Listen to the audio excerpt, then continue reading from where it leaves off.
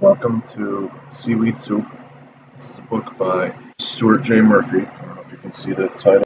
Concept and content for this particular book is number sense, counting matching sets and one-to-one correspondence, and also operations and algebraic thinking. So I just want big illustrations, lots of color.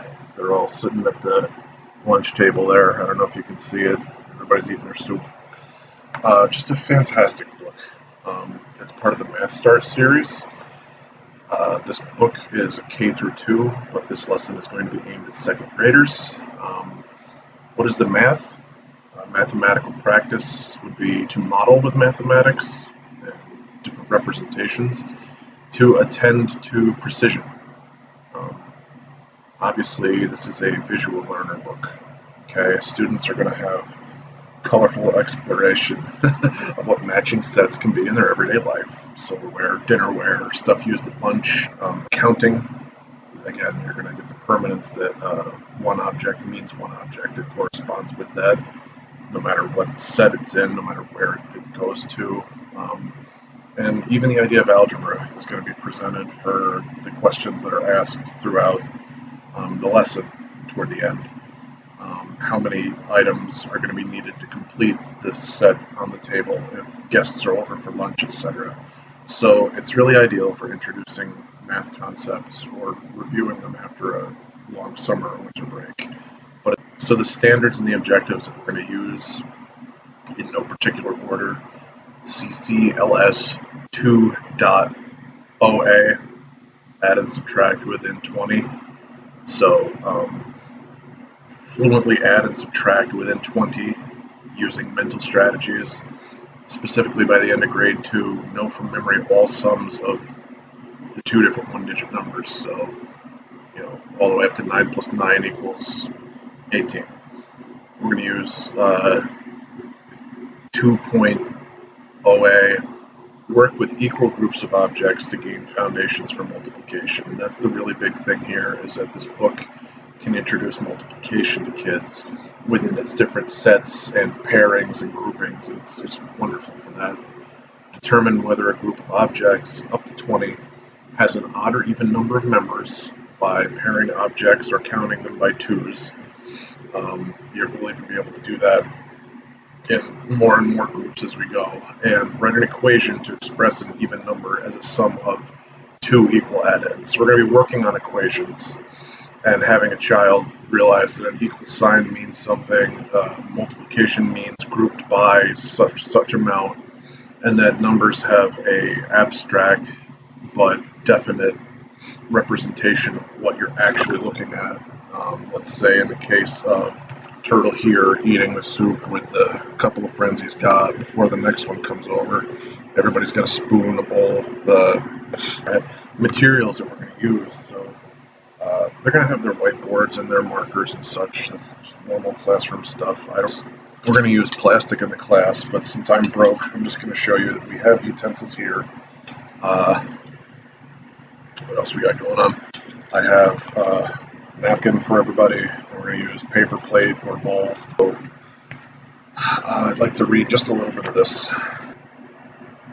Turtle came back to the table with a glass instead of a cup, another big spoon, another napkin, and another nice bowl. He was about to pour the gooseberry juice when Sandpiper and Seagull came flapping along. There's a pot of something icky next to Turtle's tables, piped Sandpiper. And it smells awful, too, squawked Seagull. Hurry and fly away before he sees us. But Turtle spotted them and yelled out, "Come and join us for lunch." So clearly he's already got the two table settings. He invited, I guess, Mr. Krusty Krabs over there to join him. And then the next page he goes and gets them also some place settings off screen, and the other ones are pretty reluctant to eat soup. Anticipatory set of what we would do procedure-wise. Teacher gathers the students to the reading area. I would pose the essential questions. Have you ever been to a restaurant? Have you had dinner at home with your family? Obviously, these objects represent what do you need to set the table correctly. How many people sit at your table? How many plates would you need for everyone to have one? What utensils or objects are always laid out for mealtime? We're going to learn something very important about math. They're going to listen and respond to the questions as we go along. The learning tasks and instructional strategies take about 25 minutes. The book is clearly read aloud. We stop every few pages for them to see and interpret what's going on. It's a warm-up to their cognitive functions. Reinforce whatever is going on. Maybe they'll make predictions. This could be turned into an ELA lesson just as easily. The individual practice exploration of concepts would be 20 minutes long. Students pass out their place settings. They're all going to have one plate, cup, fork, spoon, whatever, napkin. We're going to count the items one by one. We're going to come up with a total of how many items are in one place setting. In this case, with the objects I showed, there's no cup, but you get 5. Everything has a 1-to-1 correspondence. Susie's got 5, Jared's got 5, Jeff's got 5. I'm going to mirror how everyone else's are set up, even though if they're in a different order. Like somebody might have a fork on the right side, somebody might have a fork on the left side, but there's still a fork there. It doesn't matter where, and they both have the value of 1 for that particular object. Kids are going to learn that the way that we group the item, that if we have all of those items, we don't need to count all of those items over again. We just count the number of kids that have those items, and then we can say that we have 4 groups of 5, and thus there's 20 altogether. So they're going to calculate on their little whiteboards and whatnot, or even rearrange the objects for themselves as to how many they're going to need in order to do a little bit of basic algebra. Let's say that you're going to have 5 guests over, but you've only got 2 spoons, 3 napkins, and 1 plate at the moment. How many more other items are you going to need to complete the set that you would need? They could explain this to their partner. They could come up with other questions off of that. Closing time would be 5 minutes to wrap up. You could do an exit ticket. In this case, I would choose not to because it would be the introduction. I feel like maybe we'd want to just really go over the vocabulary and go observe at lunch or observe when they get home from school what they wanted to see what's going on with their table. Come in the next day, maybe I'd introduce another book. And the final recommendation I have is that I am going to use this particular book. I'm going to look for it with the Scholastic site.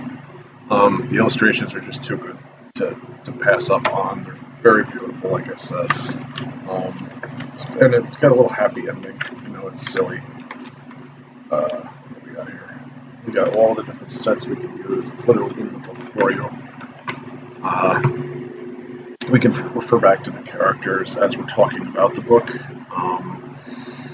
You could use this as a connection to ELA. We could connect this to social studies and, take a block of time to talk about other food around the world that's eaten, or even just soup around the world. What different utensils might people use? Chopsticks, different ladle-y type things, whatever. So yeah, there's 3 other books at the end of that is recommended for the same concept. And yeah, so I know this went on a little long, but I hope that everybody enjoyed it. And yeah, peace.